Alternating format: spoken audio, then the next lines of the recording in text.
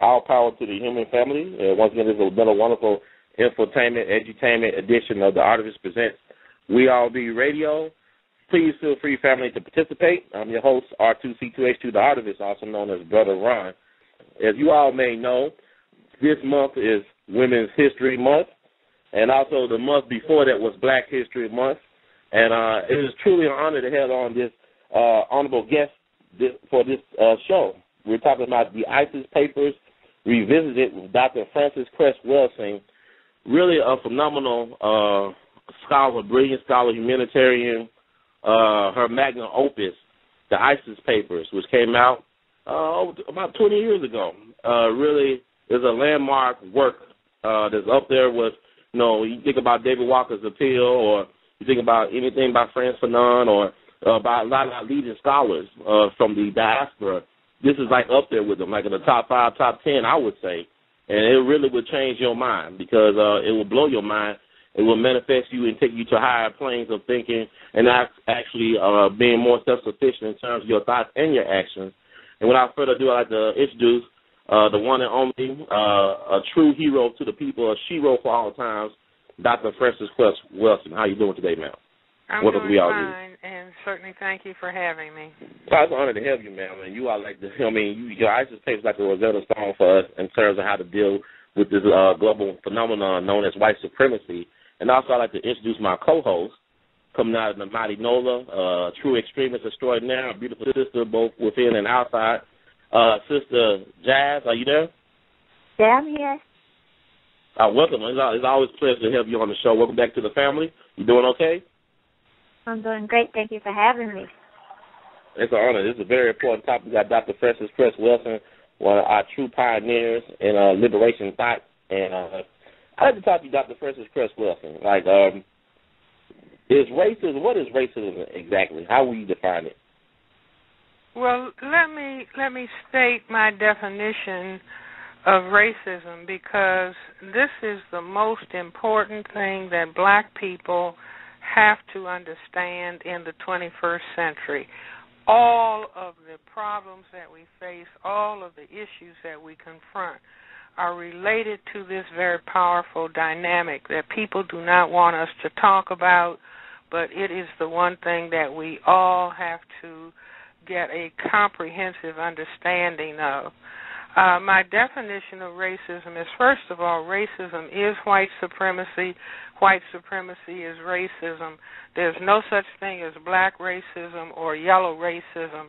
Racism means power to determine what happens to other people. So my definition is racism, white supremacy is the local and global power system and dynamic, structured and maintained by persons who classify themselves as white, whether consciously or subconsciously determined, which consists of patterns of perception, logic, symbol formation, thought, speech, action, and emotional response, as conducted simultaneously in all areas of people activity: economics, education, entertainment, labor, law, politics, religion, sex, and war, for the ultimate purpose of white genetic survival and to prevent white genetic annihilation on planet Earth, a planet upon which the vast and overwhelming majority of people are classified as non-white, meaning black, brown, red, and yellow, by white-skinned people, and all of the non-white people are genetically dominant in terms of skin coloration compared to the genetic recessive white-skinned people. Now, that might seem a little bit complicated to some, but to break it down, everybody needs to think about President Barack Obama. His father was a black man. His mother is white. Because black is a genetically dominant trait and white is a genetic recessive trait, when those two individuals got together, the child that they produced is non-white or black or shade of black. And this will always happen. And because people who classify themselves as white, see, they don't fool around and call themselves Euro-Americans. Mm-hmm. They are absolutely clear. They call themselves white.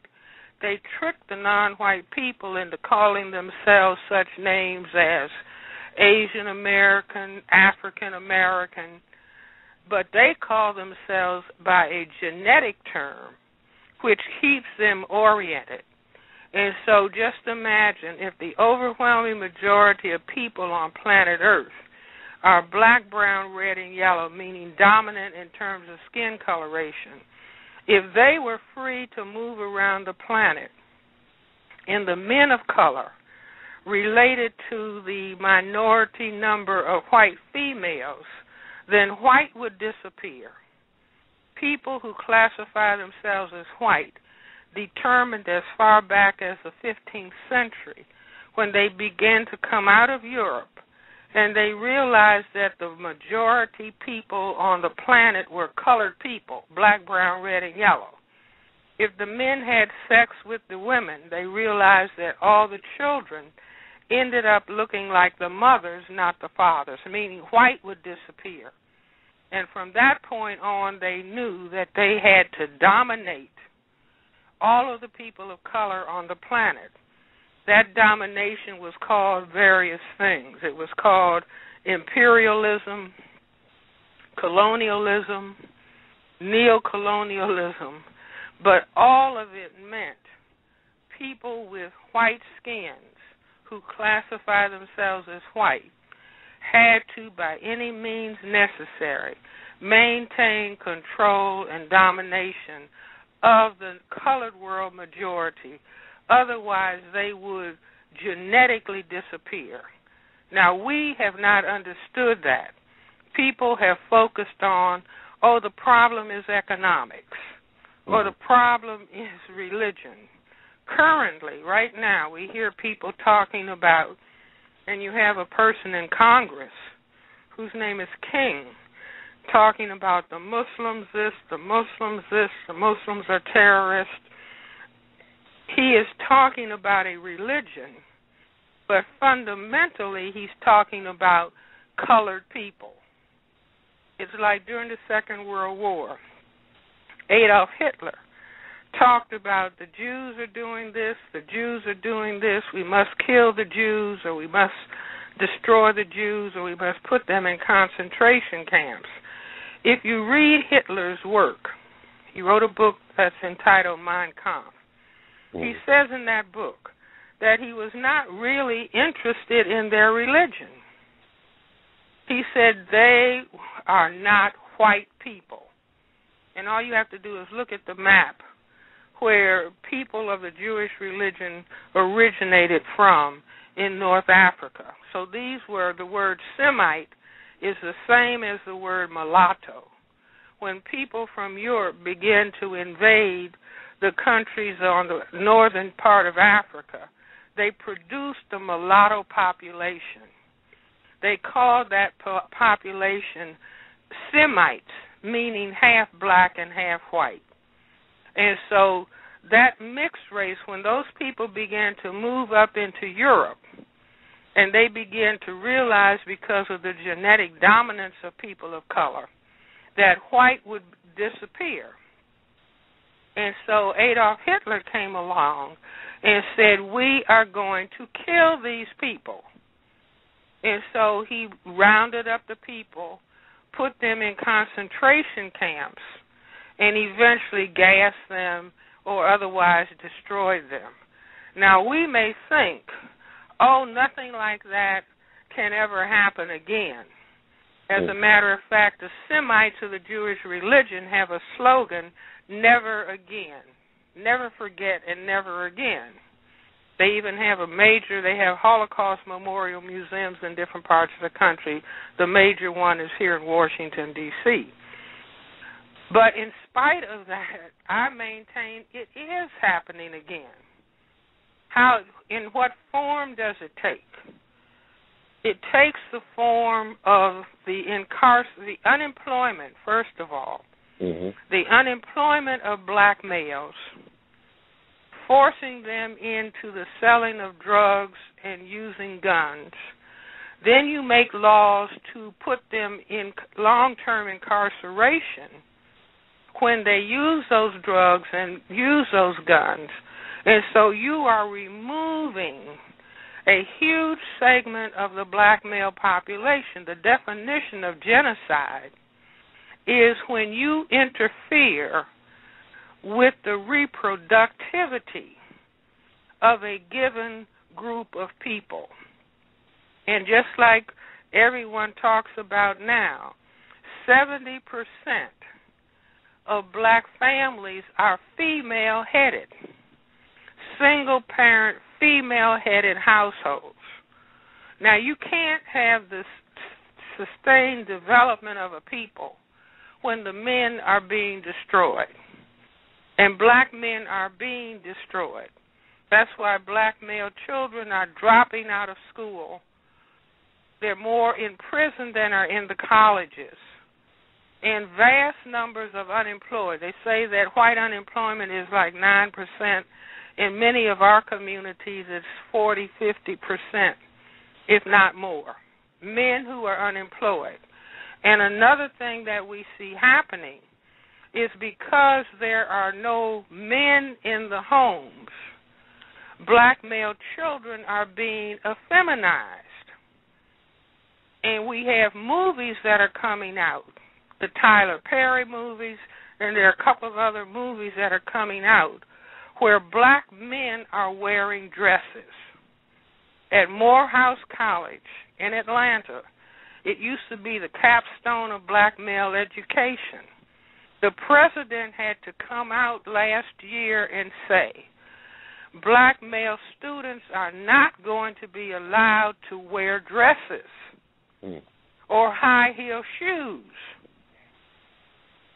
You see, so if you turn the male population into females, you are engaging in genocide, even though it is not on the surface recognized as such. But this is indeed what is happening. Now, black people are not talking about, we don't have a single spokesperson, like of our spokes, we got, smart black people. But every black spokesperson who gets to go to the White House or gets to teach in any of the colleges and universities is afraid to talk about racism, white supremacy. Because if you talk about racism, white supremacy, you will get in trouble. The President of the United States, Barack Obama, when he was getting ready to be elected, he said that this important topic of racism needed to be talked about. If you remember the Attorney General, black man Eric Holder, both of these are the first black men in these exalted positions. And Eric Holder came out with his very important statement, are we a nation of cowards because we are afraid to talk about racism? And I maintain until proven otherwise, these two black men were told, I don't care if you're Attorney General, I don't care if you're the President of the United States, you are not going to talk about this critical topic, racism, white supremacy. So the only thing that black people can talk about are the symptoms of the disease. Like, I'm a physician. I've been a physician since 1962. That a physician knows that if a patient comes to your office complaining of various symptoms, let's say coughing, headache, maybe fever, the bad physician will say, okay, you have a cough, let me give you some Robitussin. You have a headache, let me give you an analgesic, an aspirin or something. You have a fever, let me give you an analgesic for that. A good physician will look at the patient, examine the patient, and say, are these all symptoms related to a disease process. If they are symptoms related to a disease process, I need to understand what the disease is so I can treat the cause of the symptoms. Do you understand what I'm saying? Mm-hmm. It's just like police brutality, driving while black. Those are symptoms of the disease of racism, white supremacy, although I don't really call racism, white supremacy a disease. It is a political construct to achieve a specific end result. Do you see? But I can talk about police brutality for days. I can talk about black male children dropping out of school. I can talk about all children doing poorly on exams. I can talk about single-parent households. I can talk about all of those things as separate entities. But it's just like if a house is flooded, a dumb person just goes and gets a mop. Mm-hmm. A smart person is going to say, where is the water coming from? And let me cut off the water. Because I can mop for 1,000 years and the water will keep coming. That's just like a main, if a water main breaks. You see, the water is gushing down the street, people are drowning, and somebody says, well, let's get water, get some buckets and start throwing the water over here. The smart person says, where is the water coming from? Let's cut off the main pump to stop the flow of the water. Now, this is what we are prevented from talking about, and if a black person mentions racism on the television, then the white host of the television show or the radio show will start screaming, you're playing the race card. Right. See, the whole deck is racism, white supremacy.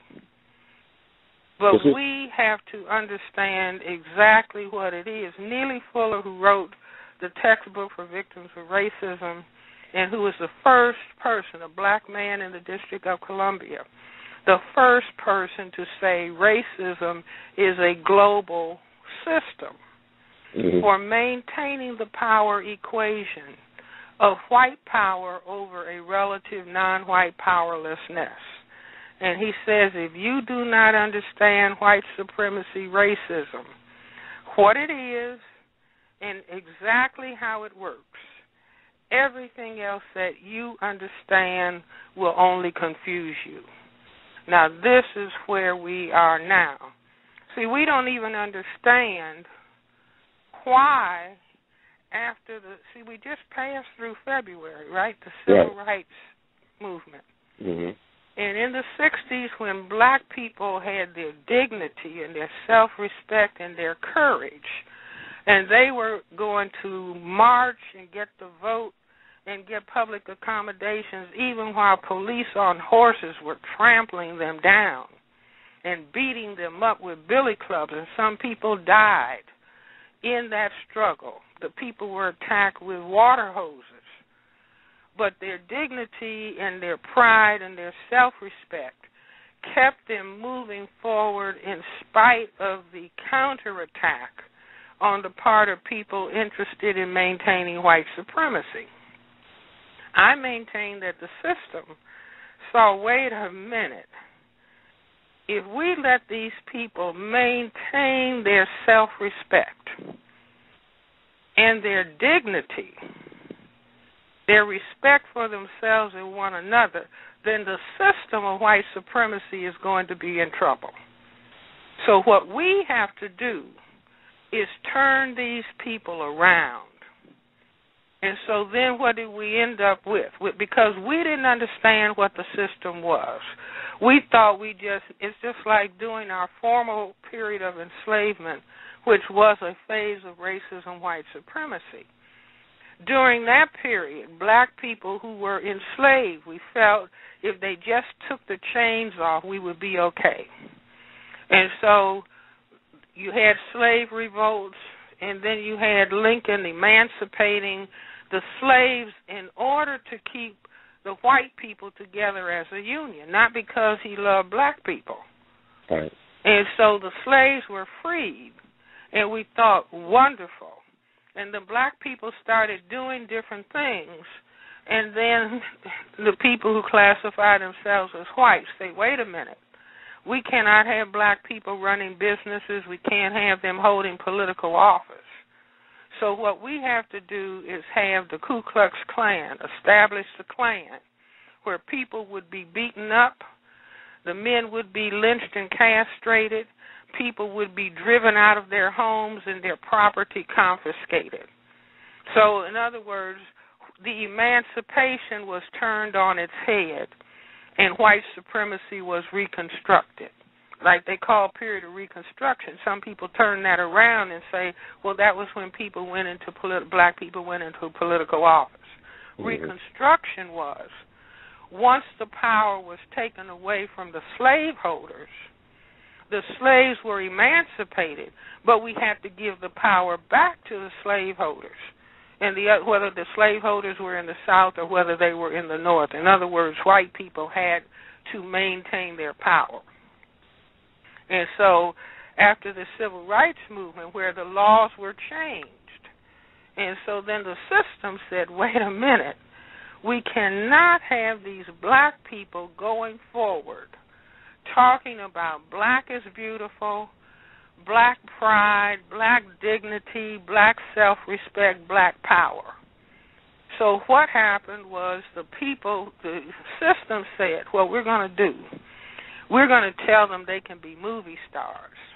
Mm-hmm. But what we're going to have them do in those movies, they're going to be drug sellers like Superfly. Right. They're going to be selling drugs. The men are going to be cursing out the women and beating up the women, and the men are going to be shooting and killing each other. And so the black people started thinking, oh, they're paying us money. And we think it's not black power, it's green power. Mm-hmm. So people were being paid to engage in their self-destruction. But not understanding racism as a system, they went forward. Then you had young black people coming forward, creating what they called hip-hop. And one of the first major records was Fear of the Black Planet, that people had taken from Public Enemy, took that from the paper I wrote, the Cress Theory of Color Confrontation and Racism. Mm. But the system said, wait a minute, we can't have these black people listening to a political message. So what we have to do, they don't understand what we're doing. They're just focused on making money. So what we can do is tell them, no, we want dirty, trashy lyrics. And we will completely annihilate their self-respect. In a short period of time, we will have them calling themselves niggers and dogs and gangsters and thugs and bitches and hoes, and we will have annihilated completely their self-respect, and they won't have a clue as to what has happened to them. And just this past week in Washington, D.C., in Crystal City of Virginia, mm-hmm. a group of young people, young adult people that were supposed to be giving out hip-hop awards, what did they do? In a big hotel, all dressed up. They started fighting each other, kicking over tables, breaking glass, hitting each other over the head with chairs. It was a complete and absolute disgrace. Now, as a psychiatrist, I say, if you listen to the lyrics that for the most part have absolutely nothing to do with self-respect, then you will understand, well, this behavior is logical. this behavior is being listened to by all the people who are fighting each other and all the people who are killing each other in the street. The system of racism and white supremacy wants to see black people out of the picture. And so, yes, now the videos we want you to make, the movies we want you to look at, black people will be demeaning and degrading themselves, and we won't have to overtly do anything. We will set them up, and they will destroy themselves and one another. Now, this is where we are. And Dr. Welsing, I want to ask you, Sister Jazz, you have anything to ask Dr. Welsing? I'm sorry. Well, actually, I've agreed with everything. I've been so quiet because I agree with everything that has been said thus far. But I just want to know how you really, like, something, a plan, because my thing is that I agree, right? I know that we come from kings and queens and scholars and inventors and explorers, and part of who we are now is the fact that we have been denied our history. We get a month or whatever, but it at the same time that we get a month, they separate our history from the world's history. So blacks and minority Americans, we have a separate history, so we don't get to learn it all the time in school. And I don't know, I've been in school 20 years, essentially, like my whole life. And I'm just now finding out about our rich, wonderful history because it isn't something that is taught. But I just don't know. Well, what are your thoughts really on how that we can get our self-respect back, get our self-esteem back? Because it's one thing to have it stolen from us, but now we're kind of just giving it away. We call each other nigger, and we call each other bitches, and well, let me not cut you off, but just as I was just saying, we are in the presence of a system structure that we do not understand. See, you ask, what do we do based on what do I understand the problem to be? Right. And that's why I went through that explanation. I said racism is the problem. Dr. W.E.B. Du Bois in 1903 said the problem of the 20th century is the question of the color line, by which he meant the system of racism, white supremacy. And Mr. Neely Fuller came along in the mid-20th century and said, this is a system. This is a total system for maintaining white power over non-white powerlessness. See, it's critically important that we understand what we are talking about. See, anytime a person says, well, what do we do? Do about what? What is the problem? See, it's just like a person has to understand fire before they know how to put a fire out. If a fire breaks out in the house, a person who doesn't understand fire will say, here's a can of grease. Let's throw the grease on the fire. And the fire will get bigger because grease will enhance the burning of the fire. The person who understands fire will say we need water, or maybe we need to get out of here as quickly as possible. So what we want to do is jump over, and this is why black people keep saying, we got to get an agenda. We got to get an agenda. We got to get an agenda. We got to have a conference and get an agenda. An agenda becomes elusive as long as the problem has not been defined. We can't do anything without understanding what it is exactly that we are dealing with. And we can talk about black people were the first people on this planet, the first human beings. We're the mothers and fathers of everybody on this planet. I say. But nobody on the continent of Africa has discovered the answer to the system of racism, white supremacy. And this is our challenge today. This is our challenge for the 21st century. So we can't jump into what is to be done until we fully understand what is the problem. See, and racism, white supremacy necessitates an attack on black people in general and black male persons in particular. Why? Because it's only the men who can impose sexual intercourse, which is why, following slavery, black men were accused of looking at white women, wanted to think about looking at white women, and they were lynched and their testicles and penises were cut off. And they were hung in trees. The men had to be attacked. And there has been no cessation of the men being attacked, even though we have a black man sitting in the White House. Right. But he has no power to talk about racism, white supremacy, which is a specific problem of black people. Dr. Wells, I want to add to that because I noticed when you talking about the symptoms, and I know that I talked to a friend of mine in the radio business down in Louisiana, and he had sent me a press release about, it's like, there's a lot of black males in Louisiana, for example, that are being tasered to death.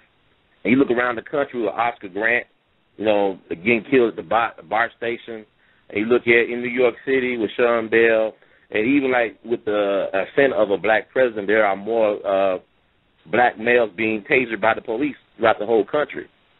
That's not really being reported on the news. And would you agree that racism is also a mental illness and also a sexual dysfunction then, if we're talking about racism in these terms you've been talking about? No. See, that's like, in other words, there's some people who prefer not to talk about Adolf Hitler had a plan of racism, white supremacy, and destroying anybody who could cause white genetic annihilation. Mm-hmm. But people don't want to talk about that. So some people say Hitler was crazy. Mm-hmm. No, Hitler had an idea and a plan, and the majority of the German people went along with Hitler. We are going to kill and destroy the people who we classify as non-white, whether they're Semites or whether they're Gypsies or whether they're the black people in Germany who were the remnants of the people left over from the black soldiers who were in World War I. So the problem is a problem about understanding white supremacy, and Hitler, I say he's not crazy anymore. It doesn't make sense to call the people who practice racism, white supremacy, crazy. No, the white minority realized in the 15th century that they were a minority on the planet and they could be genetically annihilated. And they decided, we don't want to be genetically annihilated. So we have to control the non-white people, especially according to the color code. If you are black, get back.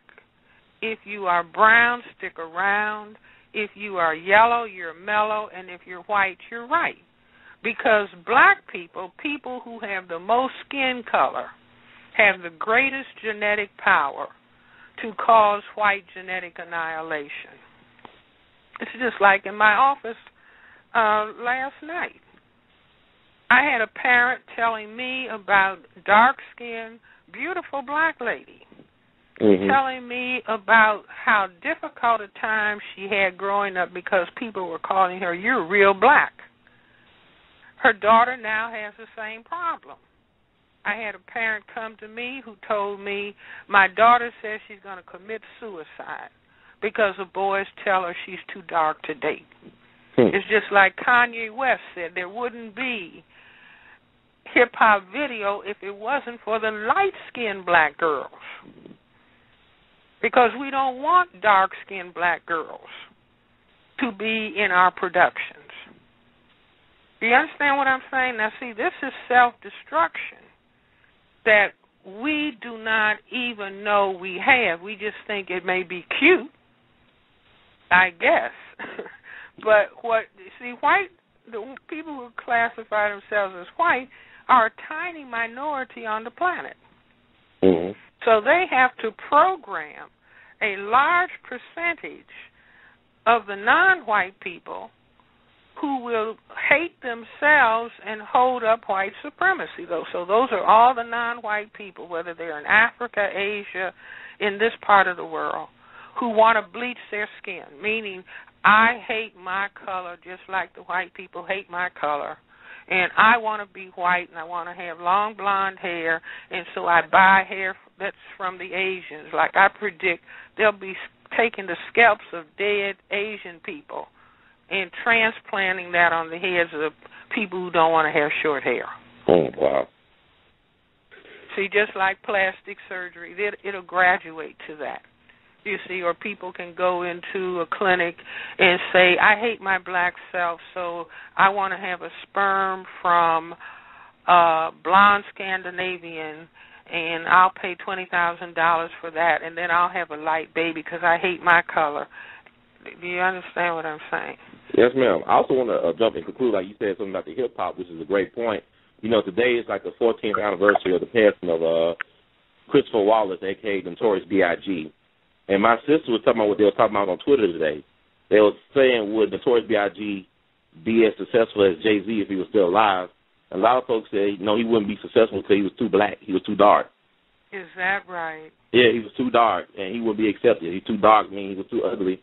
And he was already, fat, of course, but they're talking about because he was darker than Jay-Z, and Jay-Z was lighter skinned, Jay-Z would have still been more successful than Notorious B.I.G.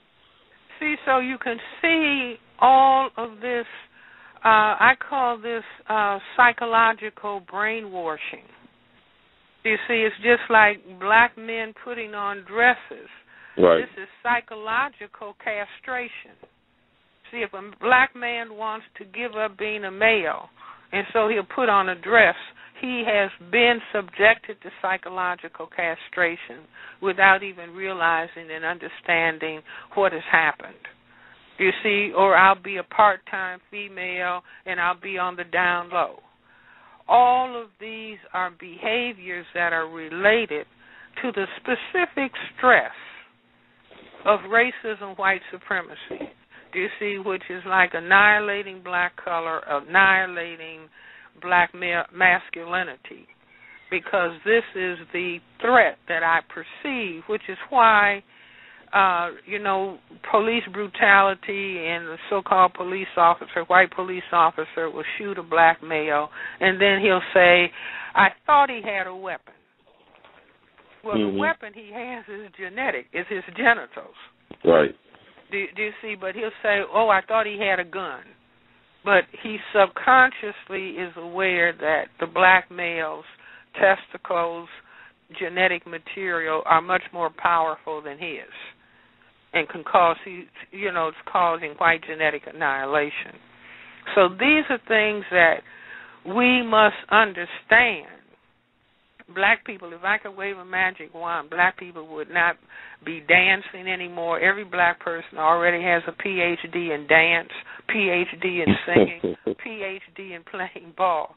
Now it's time for us to start being quiet and serious and thinking. But see, this is why they want us listening to banging loud music that'll, give you sensory overload and cut your brain off from being able to do any sustained thinking, critical thinking. You'd just be acting like a robot who has been programmed to self-hate.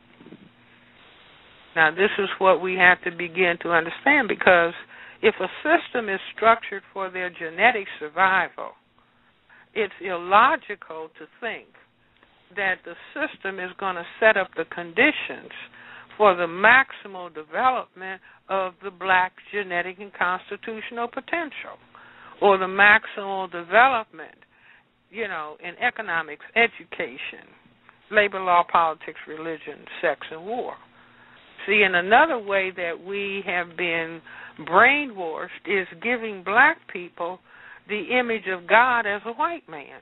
See, if you are presented with the image of Jesus as white, The brain, that's supposed to be the Son of God. Well, the brain doesn't compute the Father has to be black. The brain computes the Father must be white. So black people are, thousands and thousands of black people are in churches every Sunday. White God, please love me. I love the white God more than I love anybody else. The God looks just like every other white man that they see on the street. But we don't, because we don't understand. People just say, "Oh no, that's religion. That doesn't mean anything." Yes, it does. Mhm. Yes, it does. I mean, you said the cross was like it was a phallic symbol. It represents the black male's genitals.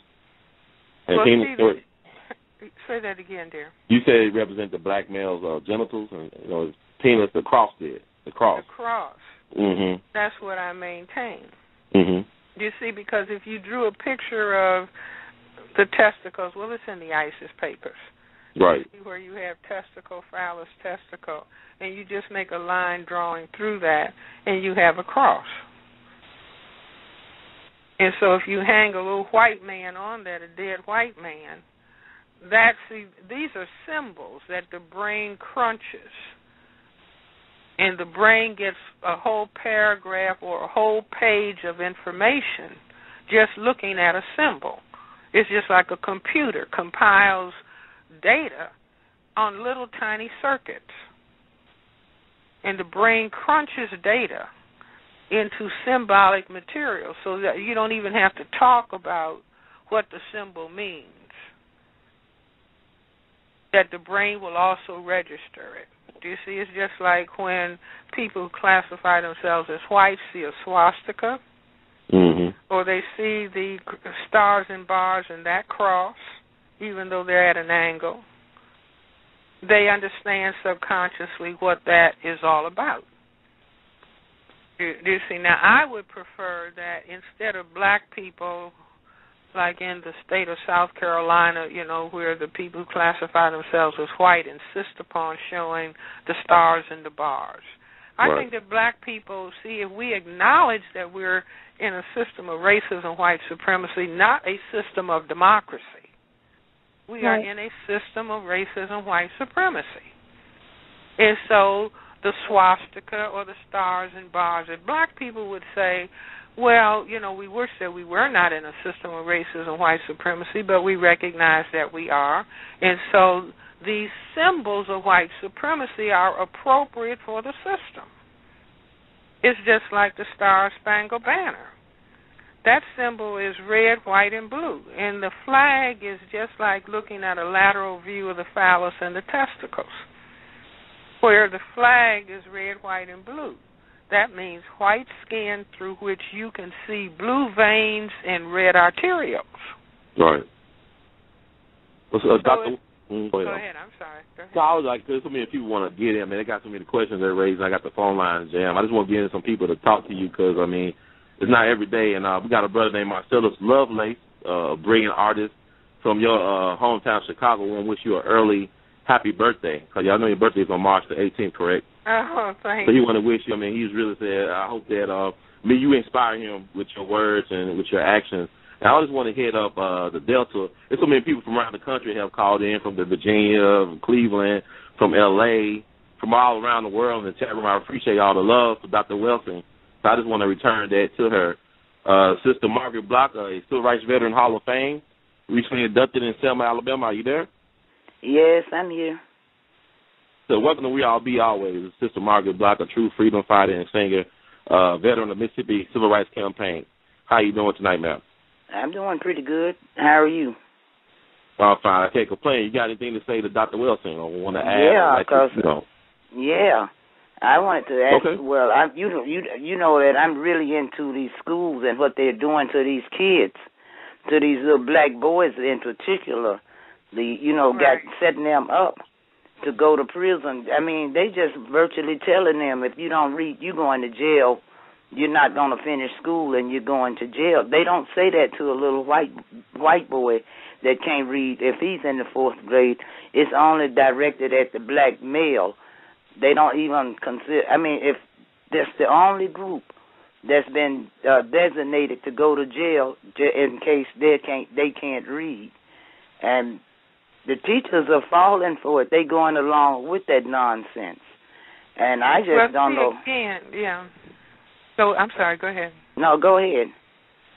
I was just going to say, based on what I have been saying, that this is tragically true. But if the system is what I say it is, this is logical that there would be this kind of attack on black males, black people in general, black males in particular, beginning with little children. I talked to a 6-year-old in my office, smart as he could be, in the 1st grade. What does the teacher say? I want to hold him back. The smartest little person, I want to hold him back. I'm just looking at genius. Do you see? So this is the problem. But just complaining about it, I would prefer that black people be able to say, instead of not wanting to talk about racism, that black people say, we now understand the system of racism, white supremacy, and we understand this attack on black people in general and black male persons in particular. And we're going to talk about what this system is. In the meantime, we are going to stop playing with sex and breeding and studying as we were programmed to do in formal slavery, to produce more slaves. We are going to respect ourselves as black people.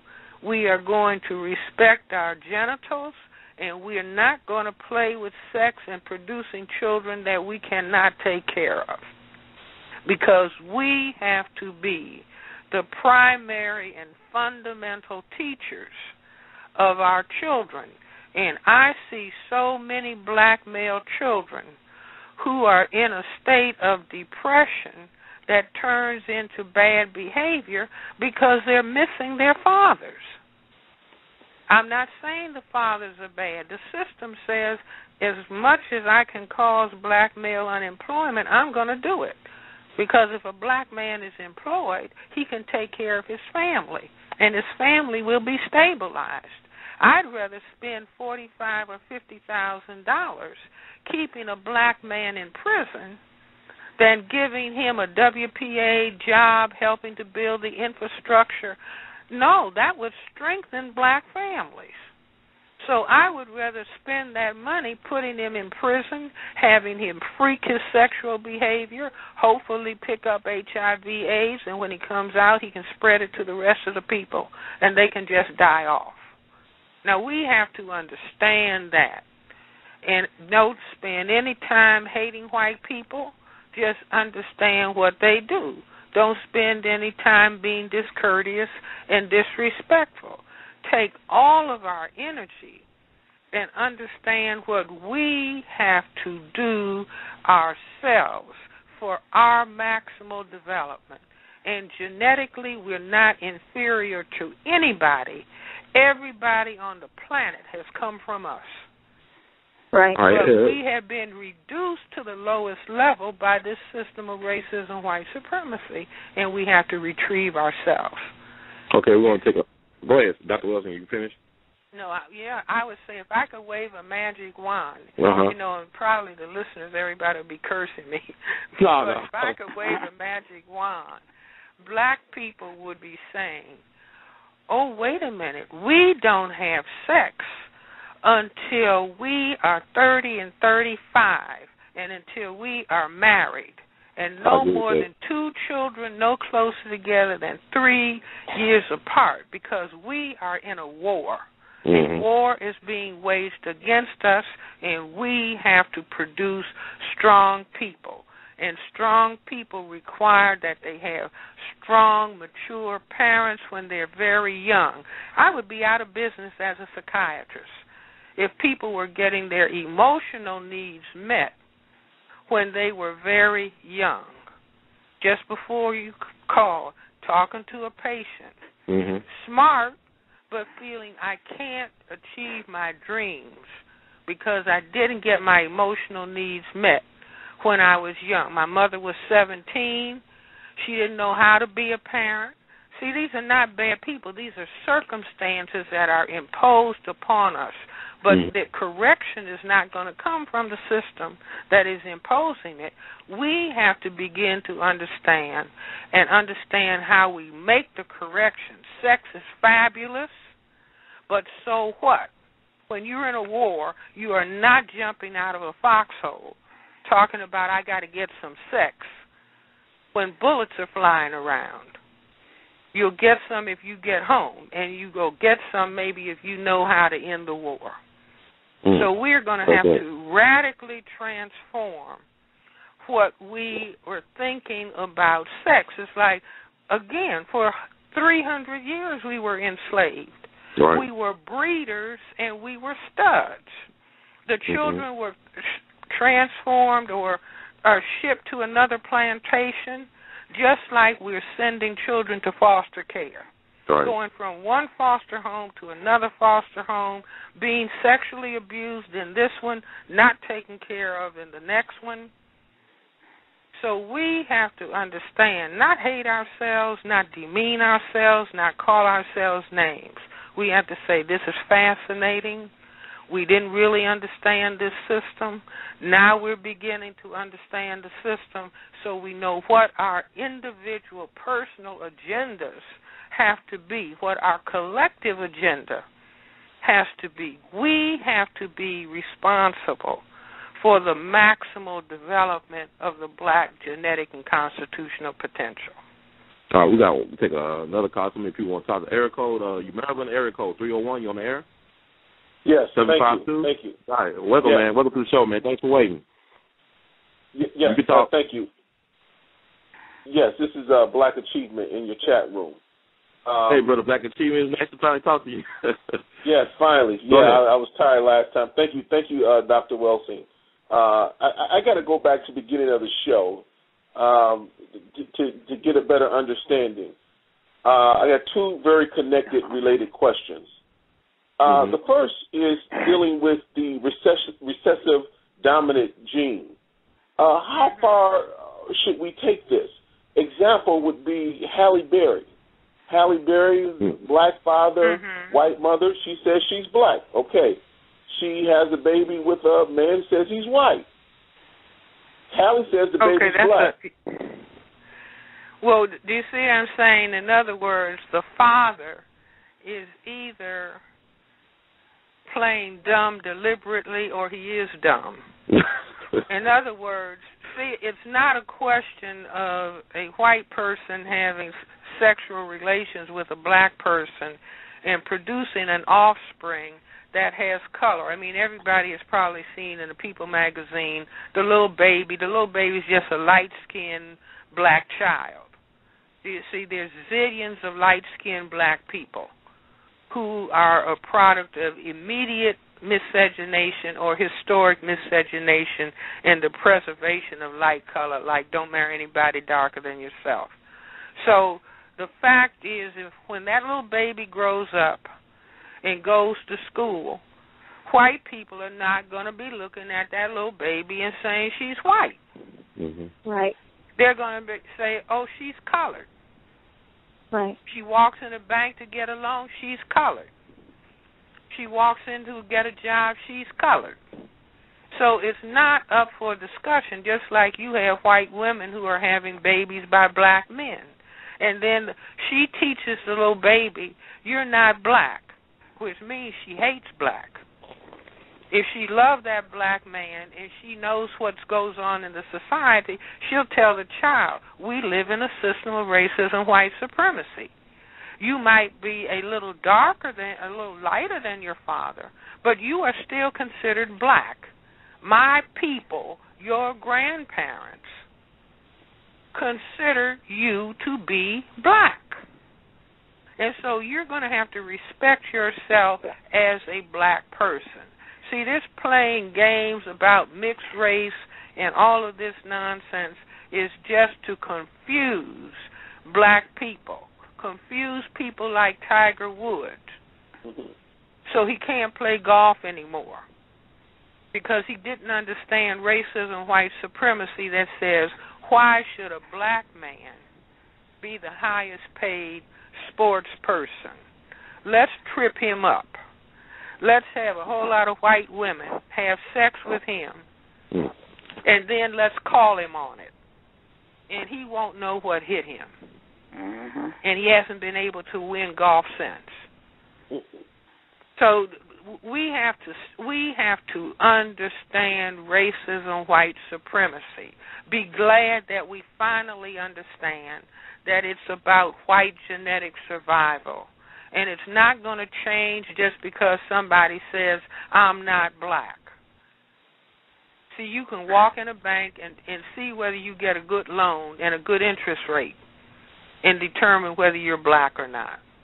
Right. And so if a black person, see, it's like any, tragically, Halle Berry's father, maybe he wasn't around to give her knowledge and understanding about racism, white supremacy. You see, he might have been, like many people, well, I want to escape being black, and so I'm going to marry white. Like Neely Fuller says, when a black man, this is a black man talking, when a black man is poor, he wants a job. This is under the system of racism. When he gets a job, he wants luxuries. When he gets luxuries, he wants a white woman. Now, black men can attest whether this is true or not. And they need not be ashamed any more than it's the same thing as if I invented 3 pills. One pill you take on Monday and you can wake up and your skin is white. The second pill you take on Tuesday and it'll cause your hair to be long and straight. The third pill you take on Wednesday and it'll have you, it will give you so-called white features. Now, if I went on eBay selling those 3 pills, I'd have more money than Oprah on the weekend. You see, I can sell them on Wednesday. I'll have more money than Oprah on the weekend because all the non-white people in the world would be buying those pills because they have been brainwashed by the system of racism, white supremacy. To wish that they were white and to look in the mirror when they see themselves and say, I'm ugly, I hate myself. I mean, many people saw the CNN program with Anderson Cooper where he had 3-year-old white children looking at different colored faces and saying a 3-year-old white child and a strip of faces, so you had a little white face, the same face but given different colors. From white to black, and different shades in the middle. And the questioner said, which child is ugly? A 3-year-old white child immediately points to the black child. Which one is dumb? Immediately at age 3 points to black. Which one is bad? Immediately points to black. Then testing little black children. Which one is ugly? Black. Which one is dumb and stupid? Black. Which one is bad? Black. You see, so children at the age of 3, 5 years of age, have already been programmed by the system of racism, white supremacy. The white children are programmed to think they're smart and beautiful, and the black children are trained to think of themselves as ugly and dumb and stupid and bad. So anybody who denies the existence of racism, white supremacy, is either being a criminal trying to fool people of color, or they are indicating their stupidity. Dr. Wilson, what do you think about Michael Jackson? I'm just curious to get your insight into him. I mean, because it seems like he was conscious about, black history, about Africa and things like that, but you look at what he did to his body. Well, wait a minute. What did Michael say?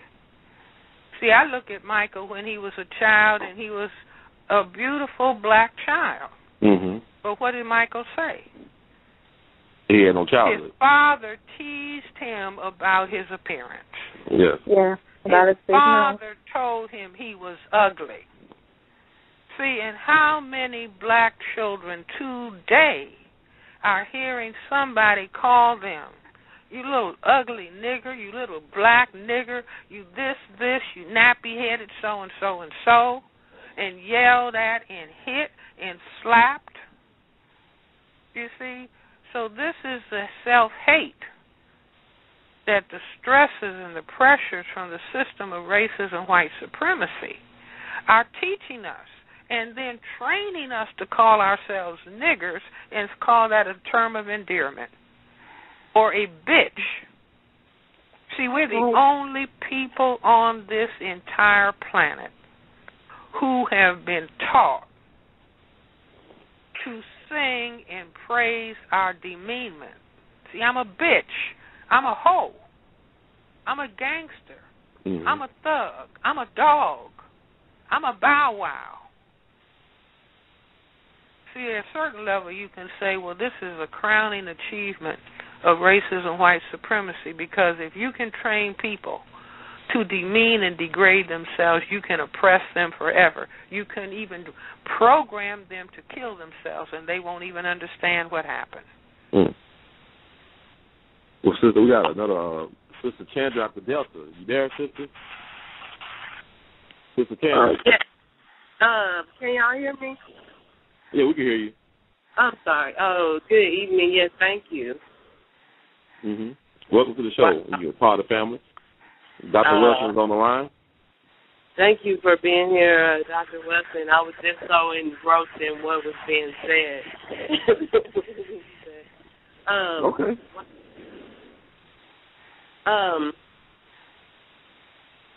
I was interested in the idea of brainwashing.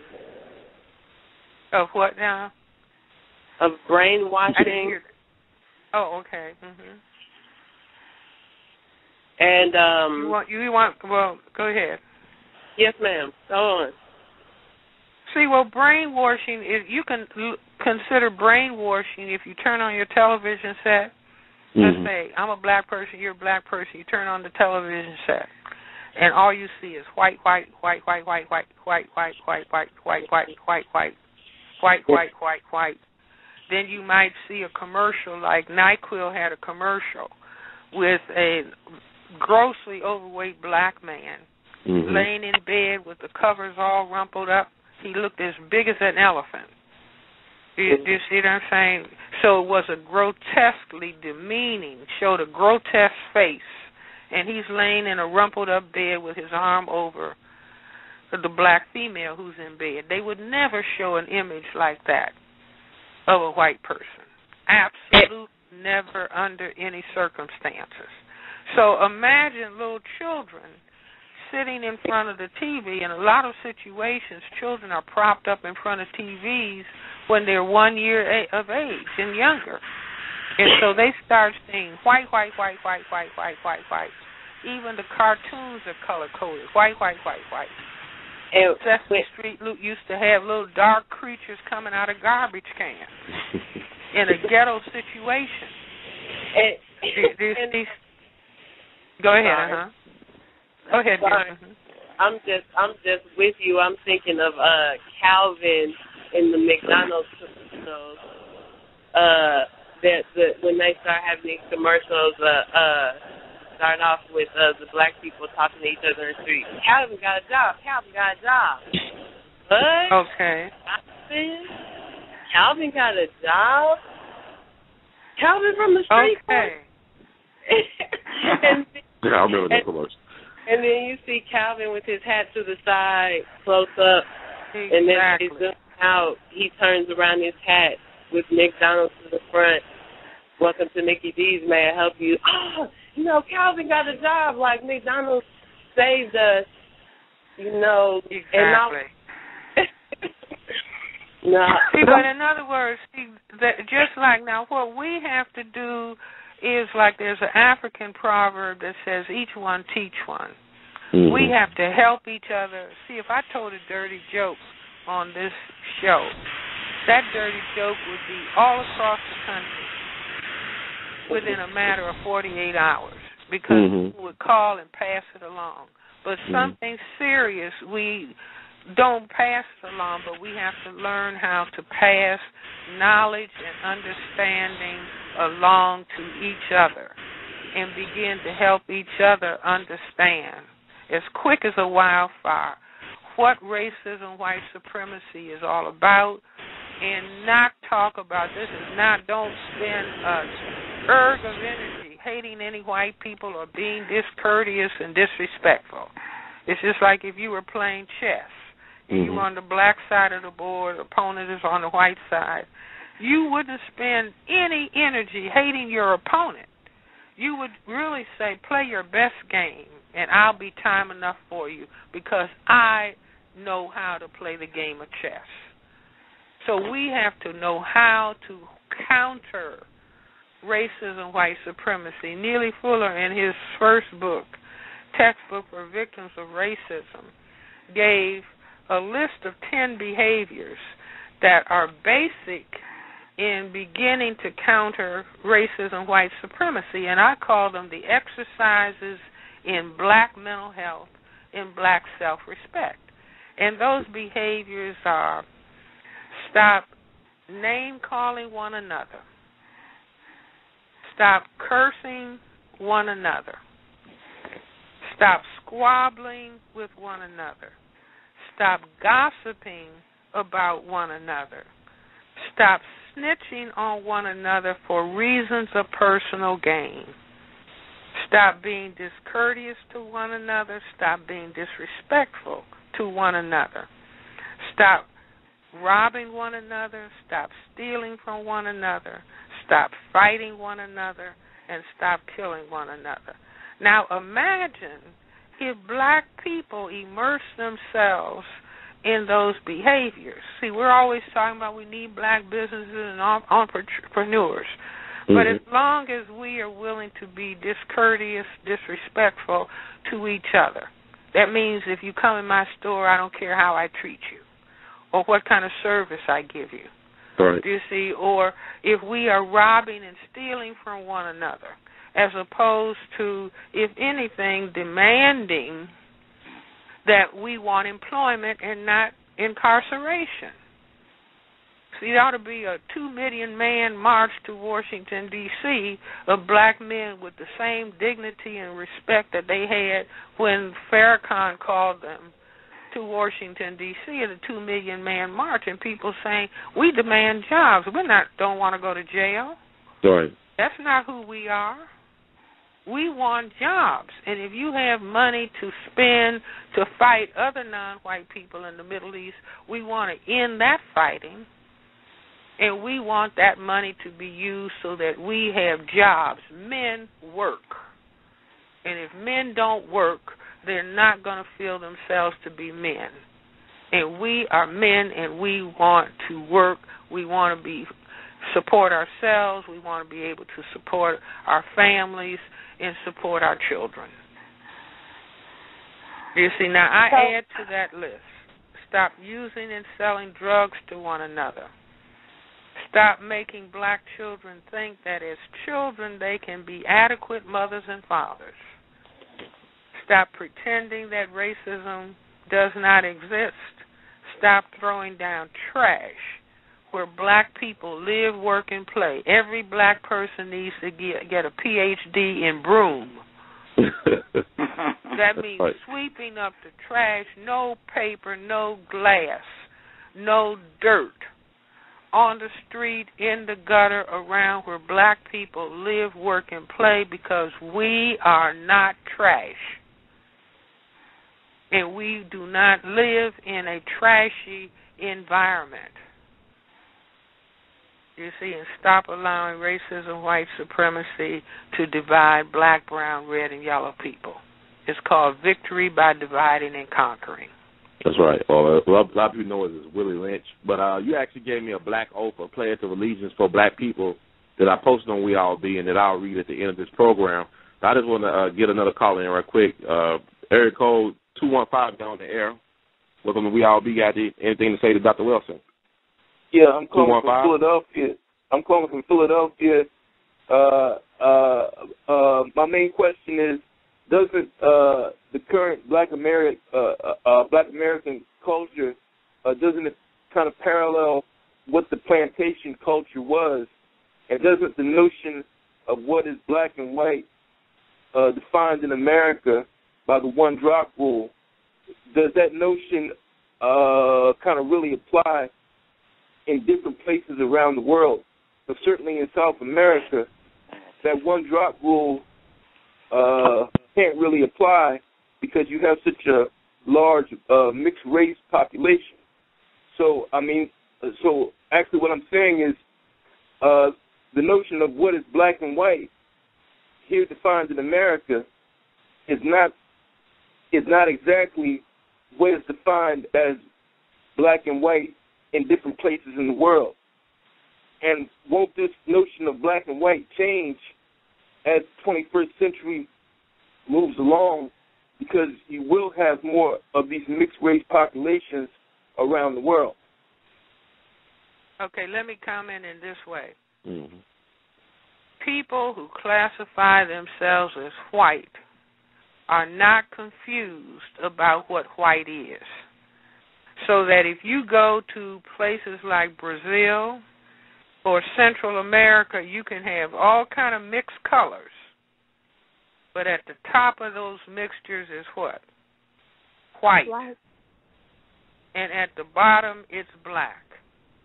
And you have all kinds of little shades of tan, which is just like black people in families rate themselves many times on who's the lightest and who has the straightest hair, and name calling and all of that stuff goes on to this day. Now that's what goes on in Central America. They just have much more of a mixture, but they are not confused as to who is at the top. Just like when you fill out the census, the first thing on there is not Euro-American, it's white. So like I said, this is what they would do on the plantation. The slave master would rape an African woman, raped all of them, and then you start making mixed race, and so then you pit the people against each other based on color, but they're all slaves. And so you bring the lightest ones into the big house, and you rape them in the big house. But they're all slaves, but you have divided them because in the big house, there are only 7 people. Mm-hmm. Out in the field, there are 150 slaves. If the 150 had not been divided and competed against each other, they could overtake the 6 in the big house. But as long as you programmed them to fight each other, which is what Willie Lynch was all about, how you train them to hate themselves, fight each other, and you overtake them. Do you see what I'm saying? Yes, ma'am. Definitely. So we have to see, people want to be confused. Like, I know people who are working with young children, and you have little young black children, and they're just the different shades of showing that the grandparents were raped. See, anybody who's not crystal black is just showing evidence that the great-grandparents were raped. Mm. And you have black people going around. I'm so glad that they're not saying this. They're saying, I'm better because I'm light-skinned. That's just saying, I'm glad that my great-great-grandmother was raped by the white man. I'm so glad that my grandmother was raped and demeaned. You see, and anybody who is walking around with colored skins who's saying, I hate myself, or I'm a little lighter than this person, and I don't want to be that. I'm mixed race. You know, poor little black children. I'm not black, I'm mixed race in the 2nd grade. Mm-hmm. So what does that mean? I hate myself. I wish I was closer to white. I hate myself. And so all of the talk in Black History Month means nothing. See, we want to go through the ritual of a Black History Month and talking about blacks did this and black did that, black kings and black queens. Right. And the summation is, I hate myself. or I'm content with the black children in my environment, in my home, having internalized the self-hate that the system of racism, white supremacy is taught. But see, as long as we don't talk about there's a system of racism, white supremacy, and we just talk about a system of democracy and capitalism, well, we're just in a complete state of confusion. Yeah, that's true. And we got a caller, area code. I'm trying to get this caller. 443, you're on the air. Welcome to We All Be Radio. You want anything to say? Have anything to say to Dr. Welsing? 443. Hi. Hello. Hi, my name is Isha. I'm in the chat group. It's an honor to say hello to you, Dr. Welsing. You're breaking up. Okay. Yeah, hi. Can you hear me? Yeah, we can hear you. Say hello to you, Dr. Welsing.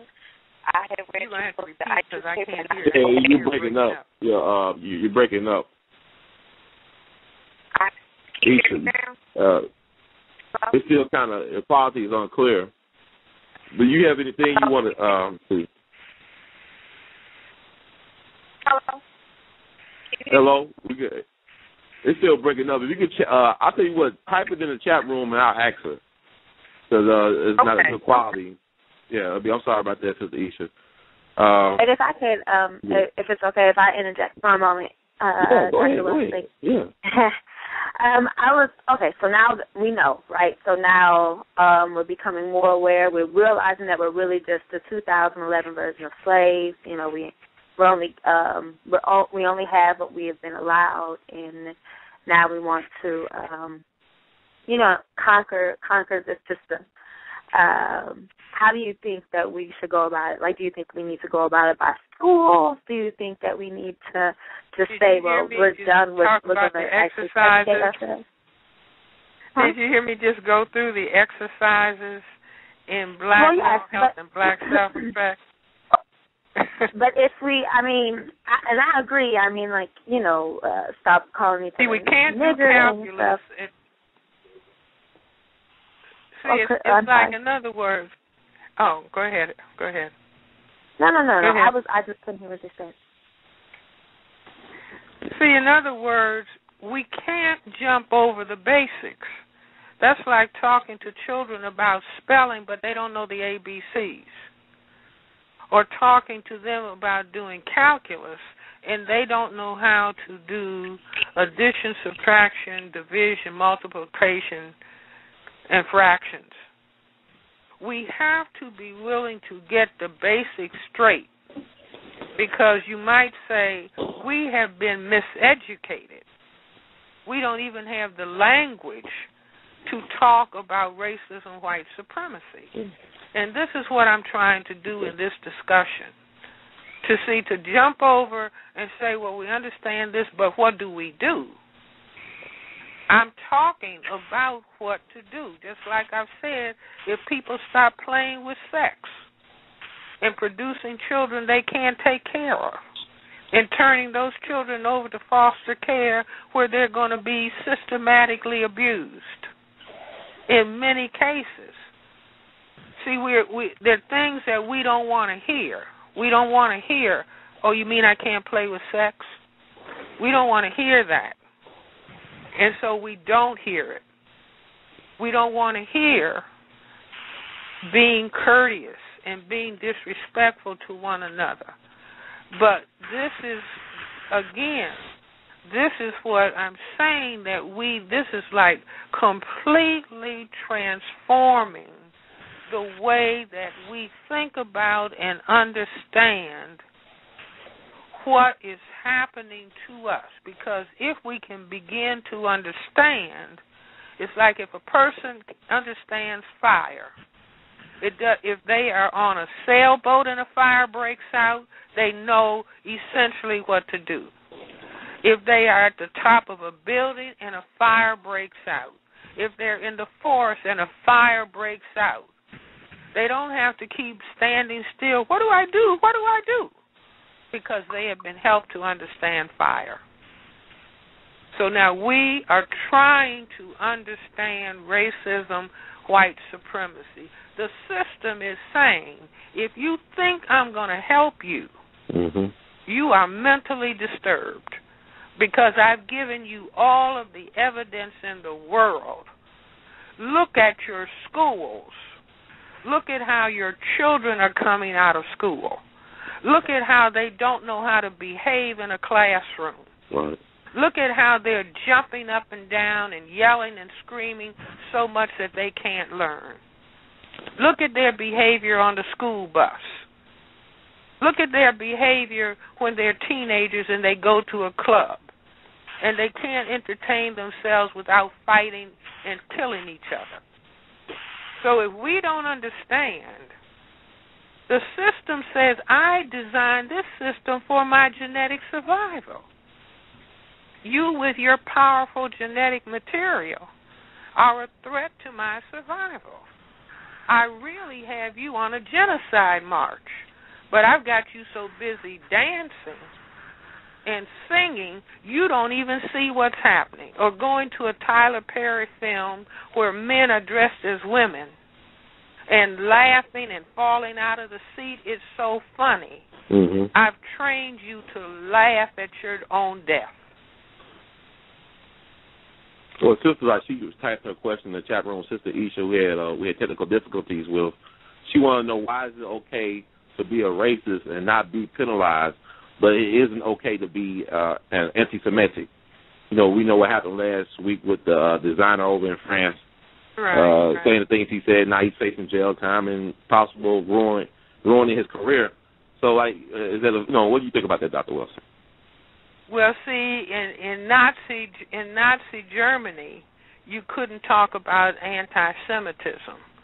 Now, the people who Hitler said were Semites and the Europeans said are Semites, they have now come to the United States and reclassified themselves as white.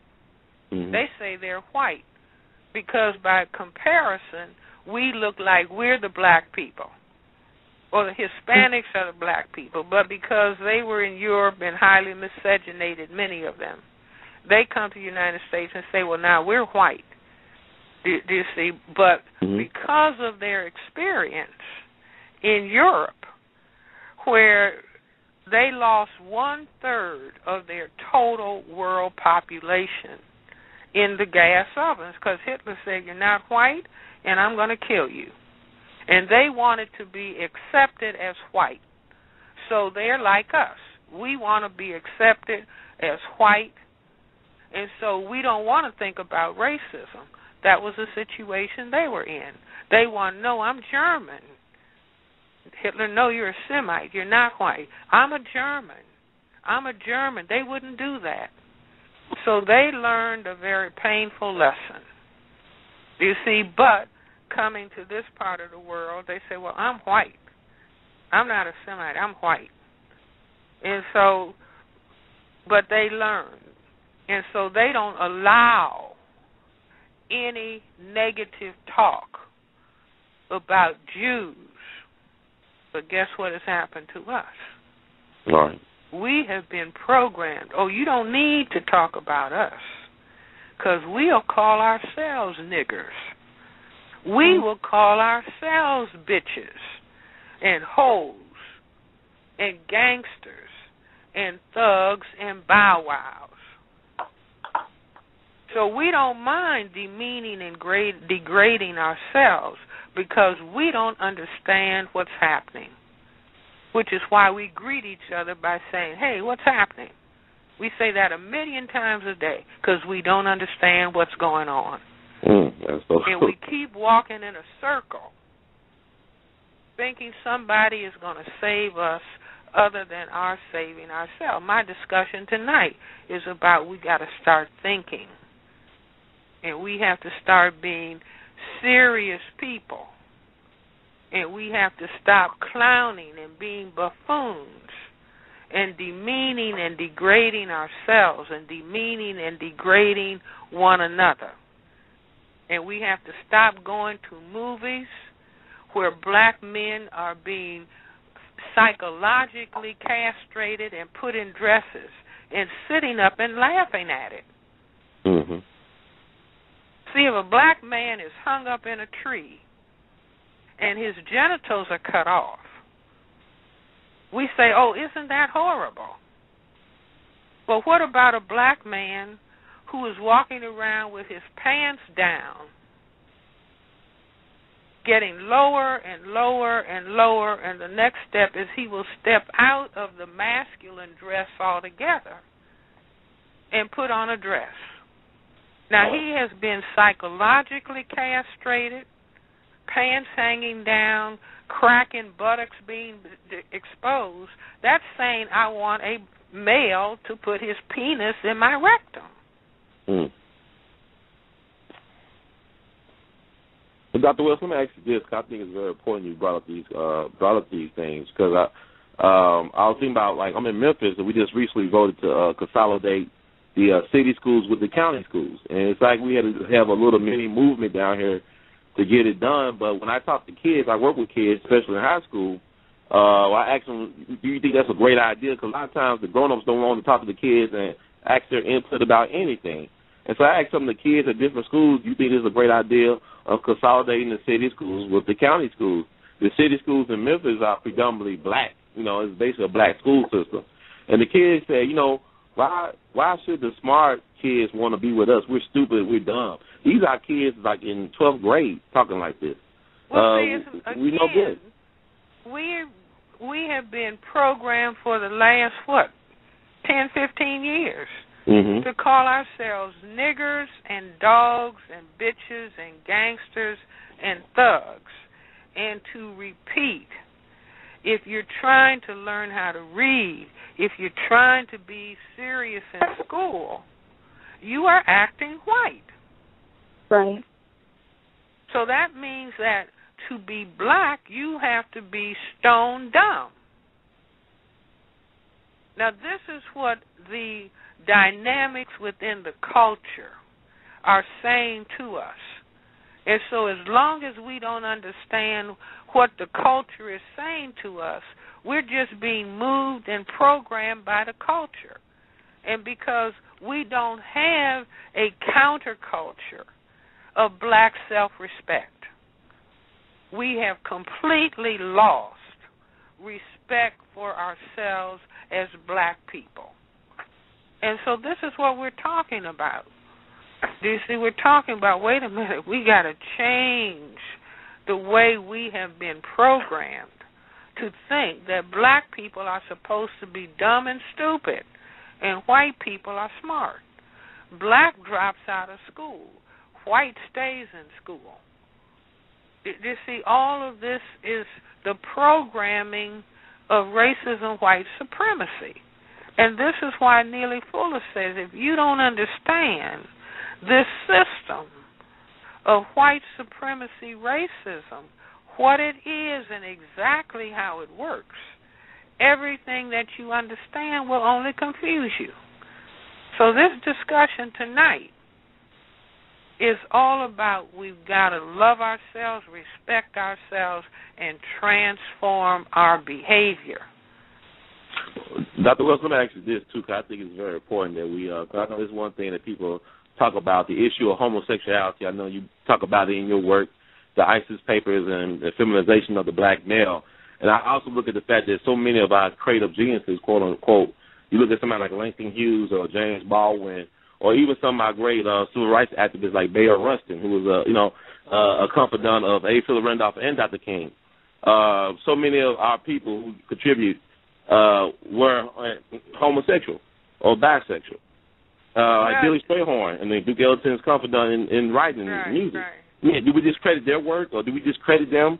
No, no. See, it's like, in other words, black people have, when I was growing up in the Baptist church in Chicago, Olivet Baptist Church, my grandfather was a deacon and trustee board. There were men who were homosexual who were gay. There were people on the usher board, people in the choir, people who played the organ. And black people were accepting of those people. You see, black people were not name-calling and demeaning and degrading those people. They were accepted for who they are. Now, what I have done, because even in medicine, we don't know what really are all of the causes of this behavior.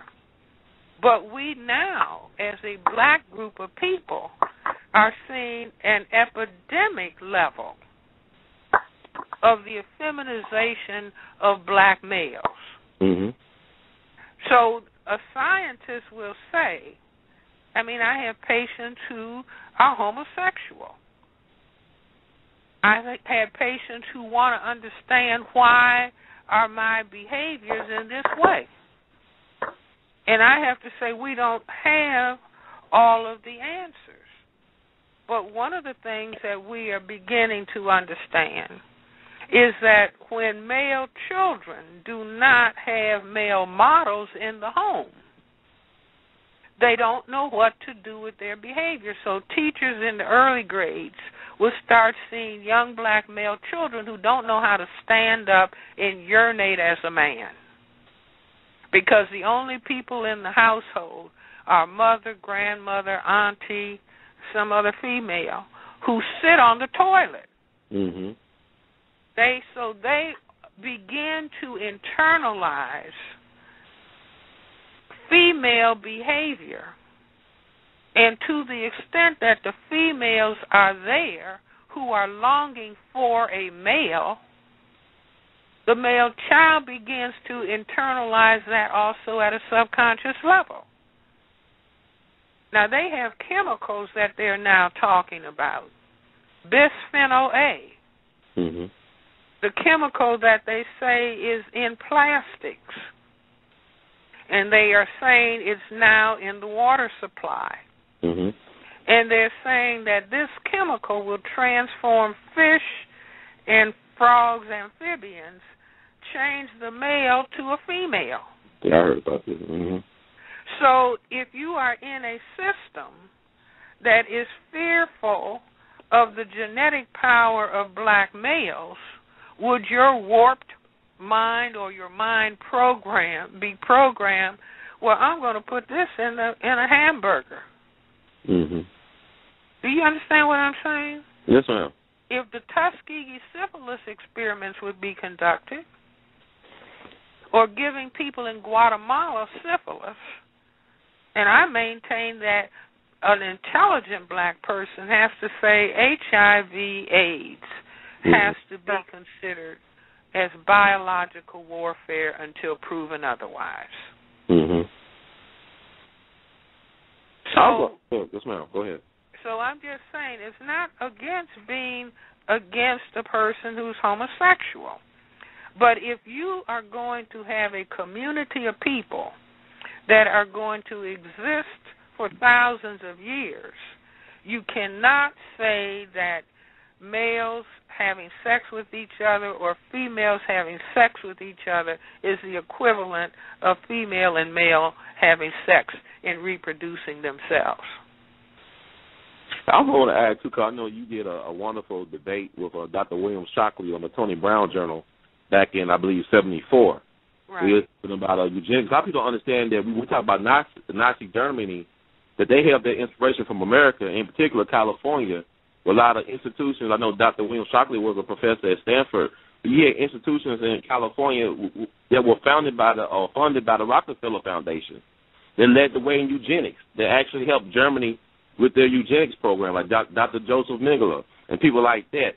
So a lot of this stuff has traces back home, because I think about Nazism or Nazi Germany, how we used Nazi scientists to build our space program and Nazi military intelligence to build our CIA. So really, I mean, we're a reflection of what went on in Germany back in the 40s, so to speak. But my question is... See, let me just say this. Mm-hmm. Germany is a state that considers itself to be a white state. Mm-hmm. The Western countries say that they are white states. Right. You see, Patrick Buchanan writes about the death of the West. Mm-hmm. Do you see? So they just use the term West instead of saying white or white supremacy. So the mindset that I've been talking about all evening is the mindset of racism, white supremacy, which is the mindset of white genetic survival by any means necessary, whether we use chemical warfare, biological warfare, or psychological warfare. So without understanding, see, if you say system of racism, white supremacy, Shockley was just a spokesperson. Right. Some of the very wealthy people who classify themselves as white, who believed in white genetic survival, also supported institutions that did the same thing, like Shockley was a Nobel Prize laureate. Yep. He was one of the inventors of the transistor. Right. But he believed in racism, white supremacy, and so his answer was, since black people are genetically inferior in terms of intelligence, then they should be sterilized. You see, so all of these are thought patterns that come out of the racism, white supremacy mindset, which is a mindset for white genetic survival by any necessary means. Now, as long as we don't want to understand in depth what it is, do you see, and keep talking about the Illuminati or talking about this or talking about eugenics and not understanding all of this is about the system of racism, white supremacy. And chances are some of our refusal to talk about it is because we want to be white. Do you see what I'm saying?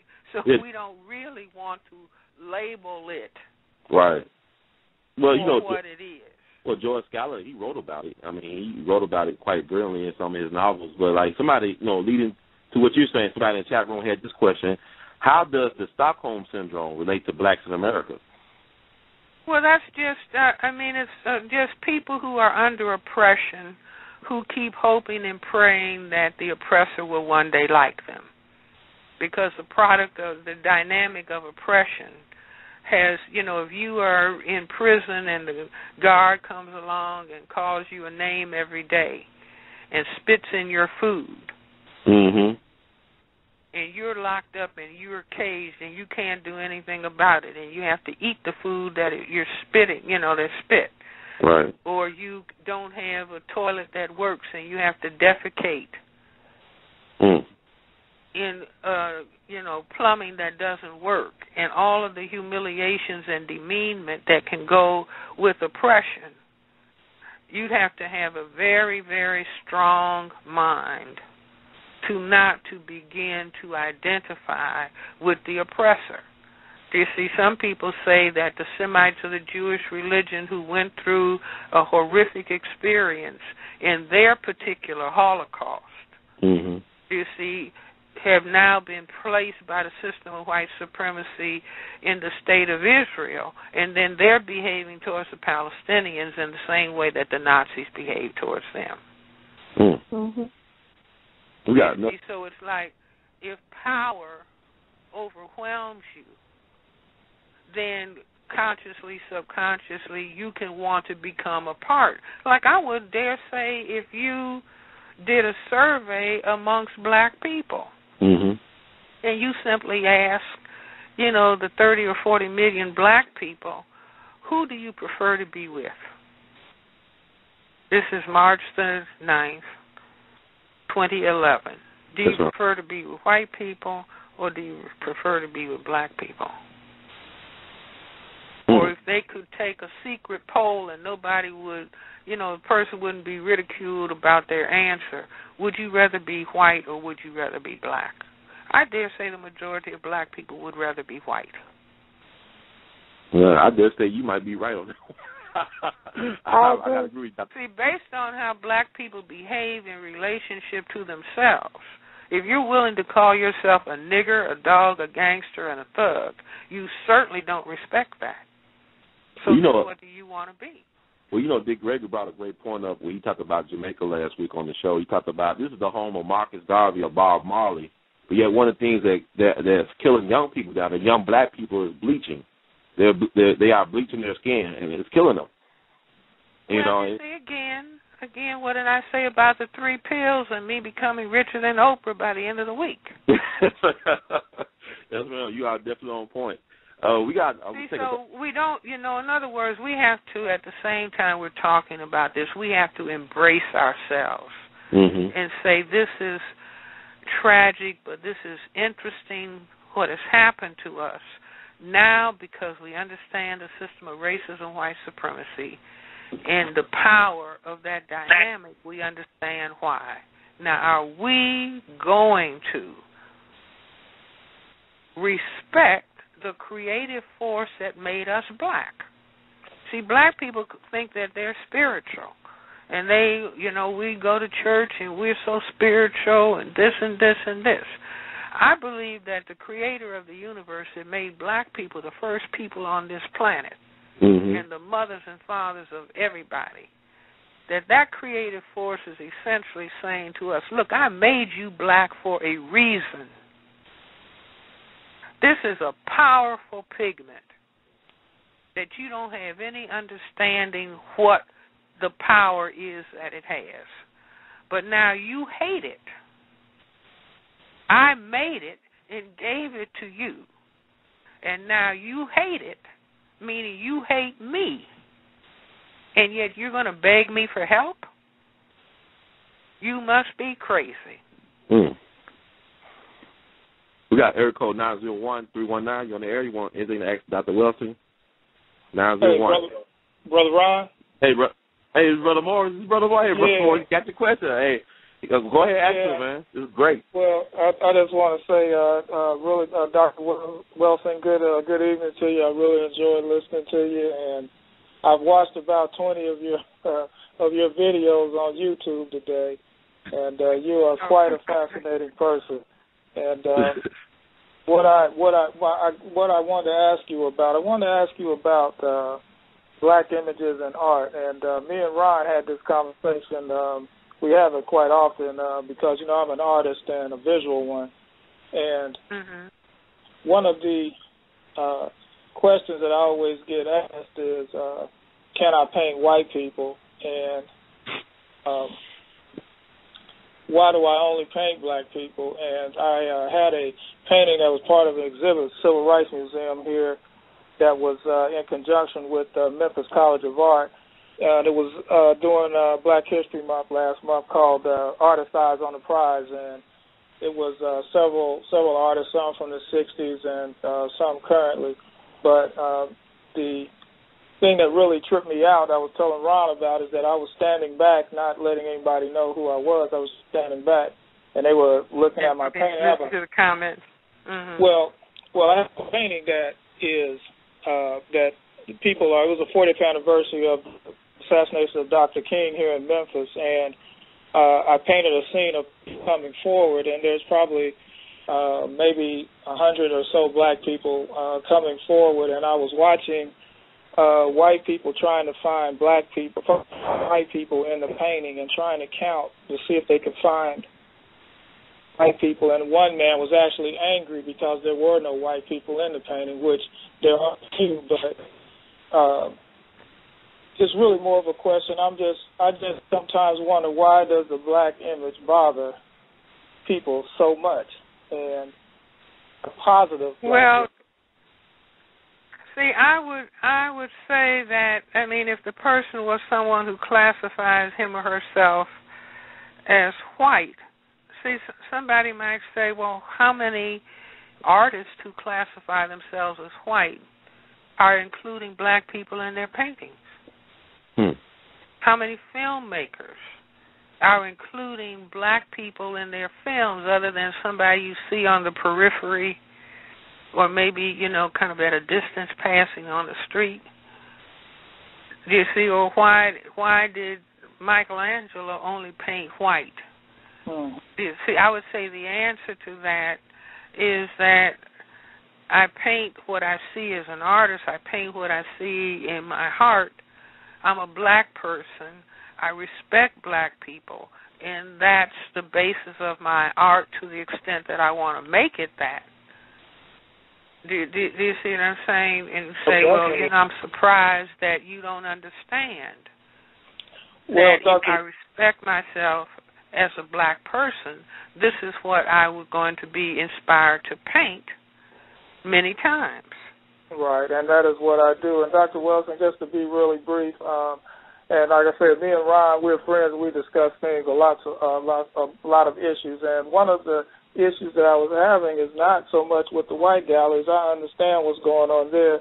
My problem comes sometimes with our black galleries that want the black people to be in the painting either faceless or featureless or so small that they become insignificant in what's going on in the rest of the painting. Well, see, in other words, we as black people have been programmed to think negatively about ourselves. So sometimes black people can have a difficult time accepting the black image. But I tell people, in other words, if you really want to help get your mind straight, you will have a picture of a crystal black person in the center of your house, a large picture, not a grotesque-looking person. You see a beautiful picture of a crystal black person. And what you're doing is you're training yourself. This is what we looked at, and this is what we have to respect before the grandparents, the great-grandparents were raped in the system of racism, white supremacy.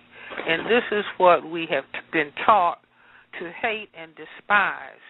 But this is what we are going to respect at the very highest level, because this is the creative force that made us and made us the mothers and fathers of all of the people on the planet. And black and crystal black is the only color that can create all of the colors. White can only produce white. But black can produce a mutation to white, mix those two together, and we get all the colors in the middle. Dr. Welsing, thank you so much. And Brother Morris, thank you for that question. Dr. Welsing, you've been so thank you, Dr. Welsing. Thank you, and keep on painting. Yeah. I sure will. He was a phenomenal player. And you look fabulous, by the way.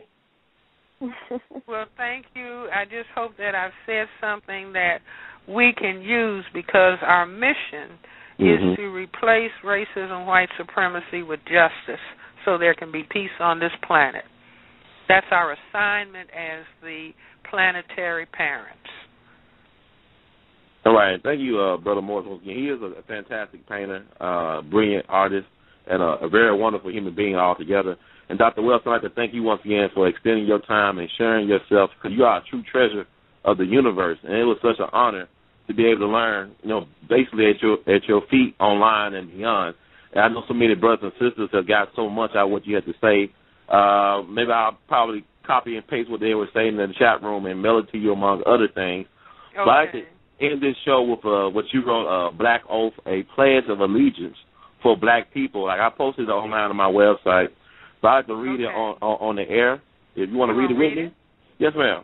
Go ahead. Okay. Okay, it's a pledge of allegiance for black people. I pledge allegiance to my own black self-respect and to the respect of all other black and shades of black people on planet Earth, all of whom are victims of the system of racism, white supremacy. And I pledge to use all of my life, energy, intelligence, and creativity in all areas of people activity to eliminate the global system of racism, white supremacy on planet Earth, and to replace it with justice so that there can be peace. So help me God. And Dr. Francis Cress Welsing, in the words of your fellow great Washingtonian, Duke Ellington, we love you madly, and please know that you are always welcome in the We All Be family. Well, thank you for having me, and I certainly have enjoyed talking with you. God bless. God bless you, Dr. Welsing. Okay. And good night. Okay. And Sister Jazz, thank you so much as well for being on the air, for hanging out. Thank you. Right. Thank you to her. Thank you. And all the people who tune in. And what did you say, Sister Jazz? I said thank you for having me. It's always a pleasure. It's always a pleasure. You're always welcome back. I like intelligent, beautiful black women and black people in general. But like I said, Black Don't Crack. And thank you once again. Y'all can listen to this in the archives, everybody. Thanks, everybody, for calling in, and also for the wonderful questions and dialogue in the chat room. and continue to always express yourself on We All Be and Beyond.